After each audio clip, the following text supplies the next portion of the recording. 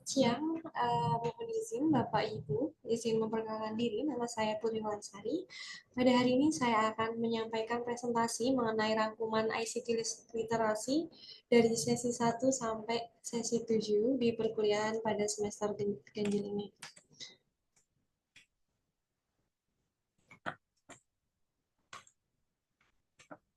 Untuk yang pertama, konsep ICT sendiri, ICT atau Information and Communication Technology adalah teknologi yang digunakan untuk mengolah data, menyimpan data, dan menyampaikan informasi. Dalam kehidupan kita sebagai mahasiswa manajemen, ICT itu dapat mencakup laptop, HP, aplikasi cloud, artificial intelligence, sistem informasi manajemen, dan lain sebagainya. Nah, peran ICT sendiri dalam manajemen yang pertama, ICT ini dapat membantu perusahaan dalam mengumpulkan data, mempercepat proses operasional, meningkatkan komunikasi, serta membantu manajer dalam mengambil keputusan. Contohnya, pada Haris untuk absensi karyawan, ERP untuk mengelola persediaan dan keuangan, serta CRM untuk pengelola hubungan pelanggan. Selanjutnya, penerapan ICT dalam masyarakat. Terdapat beberapa penerapan. Yang pertama, komunikasi digital. Komunikasi digital ini mengubah cara masyarakat berkomunikasi menjadi lebih cepat tanpa batas. Contohnya ada WhatsApp, Telegram, Line, Google Meet, Zoom, email, dan medsos lainnya. Yang kedua, transportasi digital. Untuk ICT ini sendiri membuat sistem transportasi modern lebih mudah dan efisien. Contohnya sekarang banyak banget Gojek, Grab, Google Maps, Waze, KRL, Transjakarta Digital Ticketing. Selanjutnya, belanja dan transaksi online. Masyarakat kini mengandalkan e-commerce untuk memenuhi kebutuhan. Banyak sekali contohnya seperti Tokped, Lazada, Shopee, minimarket digital, Alfamart, dan marketplace lokal seperti Bukalapak. Lalu, sekarang juga terdapat pembayaran digital, yaitu menggunakan QRIS, GoPay, OVO, Dana, ShopeePay, Mobile Banking, e-money, yang digunakan untuk kartu tol, parkir, MRT, dan lain sebagainya. Penerapan TIK di berbagai sektor, yang pertama di bidang pendidikan, yang kedua di bidang bisnis, lalu di bidang pemerintahan. Untuk di bidang pendidikan sendiri dapat dilakukan seperti e-learning dan kuliah online, ujian tugas menggunakan online, perpustakaan digital, sistem administrasi kampus, penggunaan platform video meeting. Untuk di bidang bisnis terdapat sistem POS, kasir, e-commerce, dan digital marketing, manajemen stok berbasis aplikasi, pengelolaan keuangan otomatis, chatbot layanan pelanggan seperti Shopee, Tokped, ERP, CRM, Google Apps. Nah, untuk di bidang pemerintahan sendiri, terdapat e-government untuk pelayanan publik, pajak online, sistem administrasi kependudukan di Dukcapil, perizinan online, transportasi data pemerintah. Hasilnya, pelayanan lebih cepat dan minim kontak fisik. Untuk database dan ICT literasi sendiri, database tersebut merupakan kumpulan data yang tersusun rapi, terstruktur, dan mudah diakses oleh pengguna. Contoh database perusahaan seperti database pelanggan, karyawan, penjualan, data persediaan.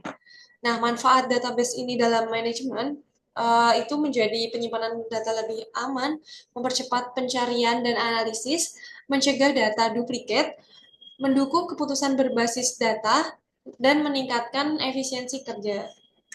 Untuk selanjutnya, ICT literasi sendiri artinya kemampuan memahami, memilih, dan menggunakan teknologi secara benar dan aman. Kompetensi ICT literasi sendiri ini dapat mencari informasi yang valid, mengolah data, menggunakan aplikasi, menggunakan internet dengan aman, memahami etika digital, dan mampu beradaptasi dengan teknologi baru. Nah, berikut data warehouse dan business intelligence. Untuk data warehouse sendiri, data warehouse ini merupakan gudang data besar yang dikumpulkan dari berbagai divisi dalam perusahaan. Ciri-cirinya, data warehouse ini dapat menyimpan data besar dari tahun ke tahun, digunakan untuk analisis bukan transaksi harian, data lebih terstruktur dan bersih. Contoh penggunaannya melihat tren penjualan 5 tahun. Untuk selanjutnya, business intelligence. BI adalah teknologi untuk menganalisis data dan menghasilkan insight bisnis. Output BI sendiri dapat berupa dashboard penjualan, grafik tren pembelian, laporan kinerja harian, prediksi permintaan. Contoh BI tools ada Tableau, Power BI, Google Data Studio.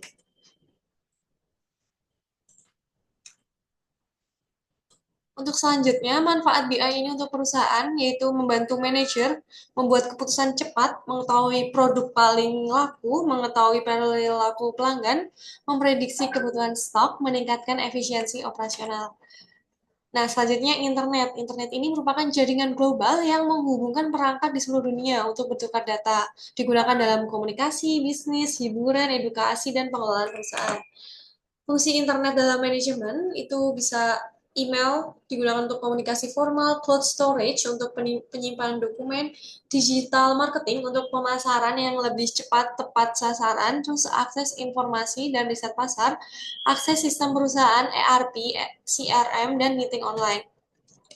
Ancaman internet saat ini terdapat beberapa ancaman seperti malware dan virus, phishing, dan penipuan online, cyber attack, kebocoran data, dan penyalahgunaan akun. Solusinya dapat menggunakan password yang kuat, bisa menggunakan autentikasi dual faktor, dan hindari klik link sembarangan.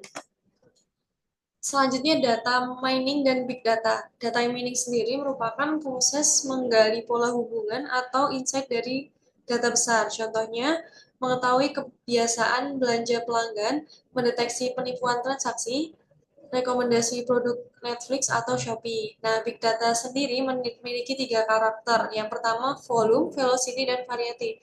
Volumenya itu dapat berupa jumlah data yang besar. Yang kedua, velocity, data bergerak cepat. Variety, banyak jenis data seperti foto, teks, video. Sumber big data dapat melalui media sosial, transaksi e-commerce, dan sensor IoT.